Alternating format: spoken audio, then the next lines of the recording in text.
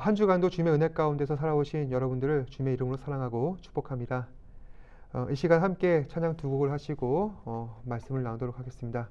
먼저 부르실 찬양은 시선이라는 찬양입니다. 함께 찬양하겠습니다.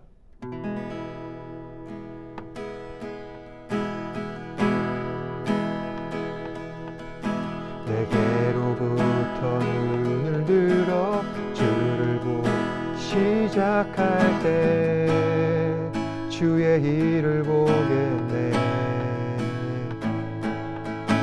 내 작은 마음 노익히사 하늘에 꿈알게 하네. 주님을 볼 때 모든 시선을 주님께 드리고 살아계신 하나님을 느낄 때 내 삶은 주의 역사가 되고 하나님이 일하기 시작하네. 성령이 나를 변화시켜 모든 그 사라질 때 주의 일을 보겠네. 광대한 땅 한가운데서 주님만 알게 되리. 주님을 볼 때 모든 시선을 주님께 드리고 전능하신 하나님을 느낄 때 세상은 주의 나라가 되고 하나님이 일하기 시작하네. 모든 시선을 주님께 드리고 살아계신 하나님을 느낄 때 새 삶은 주의 역사가 되고 하나님이 일하기 시작하네. 모든 시선을 주님께 드리고 전능하신 하나님을 느낄 때 세상은 주의 나라가 되고 하나님이 일하기 시작하네.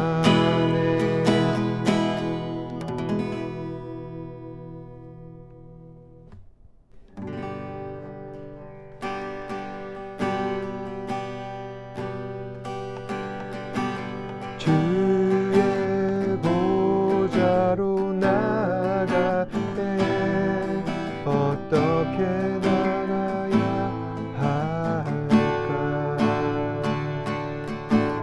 나를 구원한 주의 십자가 그것을 믿으며 가네. 주의 보좌로 나갈게. 나 여전히 부족하나. 나를 부른 주의 그 사랑 그것을 믿으며 가네. 자격 없는 내 힘이 아닌 오직 예수님의 보혈로 자격 없는 내 힘이 아닌 오직 예수님의 보혈로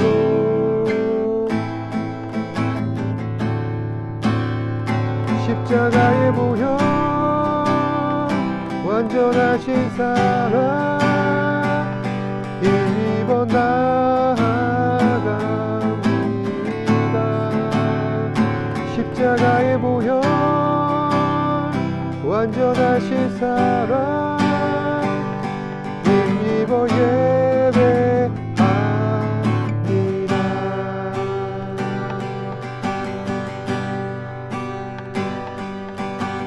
주의 보좌로 나갈 때 어떻게 나가야 할까? 나를 구원한 그의 그 사랑 그것을 믿으며 가네. 주의 보좌로 나갈 때 나 여전히 부족하다. 나를 부르신 주의 그 사랑 그것을 믿으며 가네. 자격 없는 내 힘이 아닌 오직 예수님의 보혈 자격 없는 내 힘이 아닌 오직 예수님의 보혈로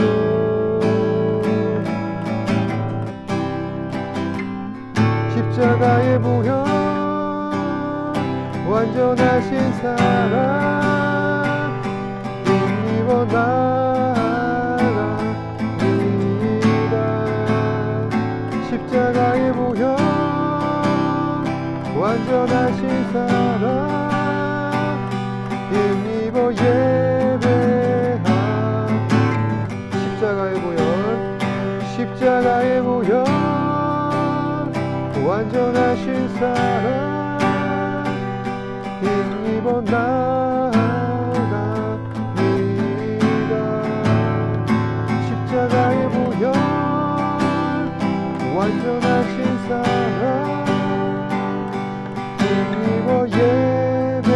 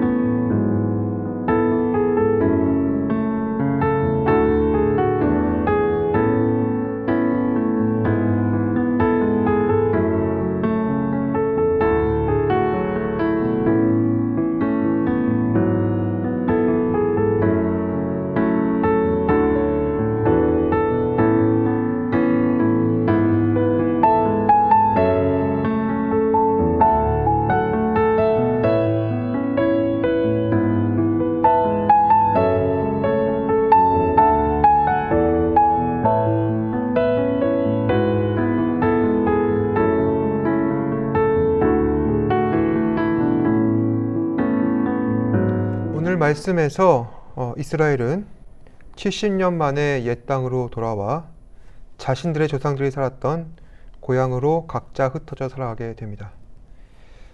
그리고 일곱째 달이 되자 다시 일제히 예루살렘으로 모이게 되었습니다. 이스라엘 백성들이 예루살렘으로 다시 모이는 이유는 그들이 율법에 따라 7월 절기를 지내기 위함입니다. 당시 유대력으로 7월 달은 양력 9월에서 10월, 그러니까 지금 이맘때쯤인데 이스라엘에게 있어 이 7월은 굉장히 중요한 의미가 있습니다. 과거 솔로몬이 성전을 짓고 낙헌제를 지냈던 달도 바로 이 7월이었고, 무엇보다 이스라엘 백성들의 종교력에 의하면 유대 절기는 주로 7월 달에 있었습니다. 7월 첫째 날에는 나팔절, 그리고 열흘째에는 대속죄일, 그리고 7월 15째 날부터 일주일간 초막절로 지내왔습니다.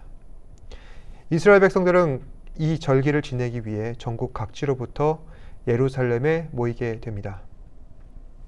오늘 말씀에서는 앞서 말씀드린 세 절기 가운데 대속죄일을 제외하고 초하루 나팔절에 드리는 상번제와 그리고 초막절을 지내는 장면이 나타나고 있습니다. 이스라엘 백성들은 이처럼 자신들의 주어진 조건에 따라 율법을 준수하며 여호와의 절기를 지키고 있었는데, 2절에 보시면 요사닥의 아들 예수아와 그의 형제 제사장들과 스알디엘의 아들 유다 총독 스룹바벨과 그의 형제들이 다 일어나 제단을 쌓고 율법에 기록된 대로 번제를 드리고 있습니다. 번제란 하나님을 향한 온전한 헌신과 충성을 의미합니다. 한때 이스라엘 백성들은 하나님께 제사를 드리는 이 동일한 자리에서 우상을 만들어 섬기는 불의를 범한 적이 있었습니다. 하지만 이제 조상들의 땅에 들어와 과거의 죄를 반성하고 엄정한 율법에 따라 오직 하나님께만 번제를 드리는 제단을 쌓습니다. 그리고 불을 피워서 아침 저녁으로 여호와 하나님께 제사를 지냅니다. 하나님을 정성껏 섬기는 일은 하나님의 백성이라면 마땅히 해야 할 일입니다. 반면에 주변 나라들이 이를 생각할 때 이것은 무척 거슬리는 일이었습니다. 이스라엘 백성들이 가진 유일신 신앙은 주변 나라들과 잘 어울리지 않습니다. 더군다나 과거 그들의 영광을 나타냈었던 예루살렘 제단에 다시 불길이 오른다는 것은 주변 나라들에게 있어 이스라엘이라는 강력한 라이벌 국가의 부활을 상징합니다.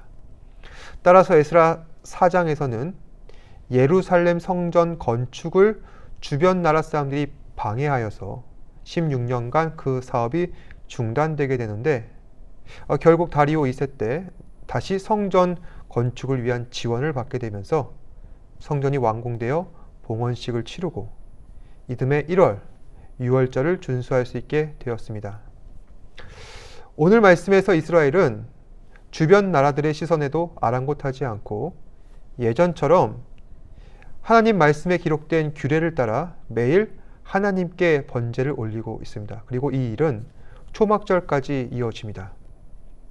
초막절은 7째 달 15째 날부터 22째 날까지 성전 밖에서 나뭇가지로 지은 장막에 들어가 일주일간 지내는 절기였습니다. 이 절기의 유래는 과거 하나님께서 이스라엘 백성들을 애굽에서 인도하시고 광야에서 40년간 연단시켰던 일을 기념하는 데서 비롯되었습니다. 그 밖에 초막절에는 여러 가지 중요한 상징들이 있는데 그것은 바로 제물입니다. 4절에 보시면 기록된 규례대로 매일 정수대로 번제를 하나님께 날마다 드린다는 구절이 나옵니다. 당시 초막절은 사람들이 제물을 드릴 때 첫날에는 숫송아지 13마리를 드리고 그때부터 매일 하나씩 감하는 숫자를 드려서 절기 마지막 7째 날에는 7마리를 드렸습니다. 번제를 드릴 때 사용되는 이 제물의 수, 그리고 마지막 제물을 드리는 7째 날 모두 완전수 7이 사용되었습니다. 7의 의미는 완전하신 하나님의 구원을 상징합니다. 따라서 이스라엘 백성들은 초막절을 보낼 때 완전하신 하나님의 구원을 기대하며 번제를 올려드립니다. 하지만 그럼에도 이 제사조차 성전 지대는 놓지 못한 채 임시적인 제단을 쌓아 지내고 있는 실정입니다. 알기 쉽게 설명을 드리자면 교회를 개척했는데 부지는 있고 건물은 없어서 거기다가 천막을 치고 예배를 드리고 있는 상황입니다. 따라서 이제 본격적으로 성전을 건축하기 위한 단계를 밟아 나갑니다. 건축을 위한 석수와 목수를 고용하고 바사왕 고레스의 허락을 받아 레바논 백향목을 욥바까지 운송해 옵니다. 그리고 이스라엘 백성들이 성전 재건을 위해 하나님의 전에 이른 지 2년이 지났을 때 이제 본격적으로 예루살렘 성전을 건축하기 위해 사람들을 세우는데, 공사를 감독하기 위해서 총독 스룹바벨과 제사장들, 그리고 대제사장 예수아와 그리고 레위 사람들, 그리고 과거 솔로몬 성전의 설계를 기억하고 그것들을 충실히 고증하기 위해서 70년 전 성전의 모습을 기억하고 있는 사람들을 세워 성전을 건축하게 합니다. 모든 준비를 마치고 마침내 성전 기초를 놓는 감격스러운 날이 다가왔습니다. 성전 지대를 구성하고 있는 포석이 지면에 내려앉았을 때 그 광경을 지켜보던 많은 사람들은 저마다 환호를 하기 시작합니다.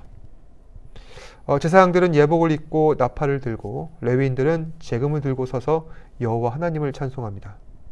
3장 11절 말씀, 여호와께 감사하여 이르되 주는 지극히 선하심으로 그의 인자하심이 이스라엘에게 영원하시도다. 성가대 주악에 맞춰서 모든 백성들은 다 함께 즐겁게 찬송하며 화답을 하고, 그리고 제사장들과 레위인들과 나이 많은 족장들은 이 감격스러운 광경을 보면서 대성통곡을 하는 겁니다. 모든 백성들이 즐거이 찬양하는 소리와 그리고 통곡하는 소리가 한데 섞여 온 지면 가운데 크게 울려 퍼지게 되었습니다. 말씀을 정리하겠습니다.